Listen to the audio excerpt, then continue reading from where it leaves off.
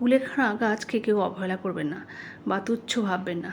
এটা এমন একটি উদ্ভিদ, এর প্রচুর উপকার আছে। এই পাতার রস থেতো করে খাওয়া যায়, অনেক সময় সেদ্ধ করেও খেলেও উপকার। প্রচুর রক্ত হয়, আর মেয়েদের তো বিশেষ করে খাওয়া উচিত, ছোটো মেয়েরা আর মায়ের যাদের হিমোগ্লোবিন যাদের কম, এই কুলেখাড়া সিদ্ধ করে জলটা খাওয়া, থেঁতো করে রসটা খাওয়া প্রচুর উপকার। তাই আমার হাজবেন্ড আজকে হাঁটতে গিয়ে মাঠ থেকে কুলেখাড়া নিয়ে এসছে।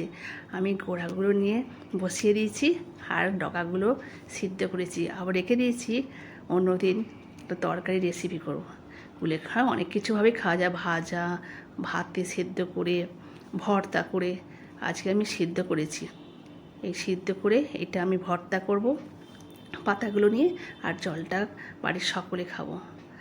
এতে কিন্তু রক্ত হয় বন্ধুরা, একে অবহেলা করবে না।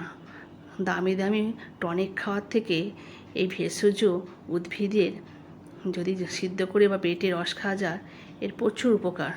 তাই বন্ধুরা, বাড়ির প্রত্যেকে যদি এই রস খায় তাহলে প্রচুর রক্ত হয়, হিমোগ্লোবিনও বাড়ে।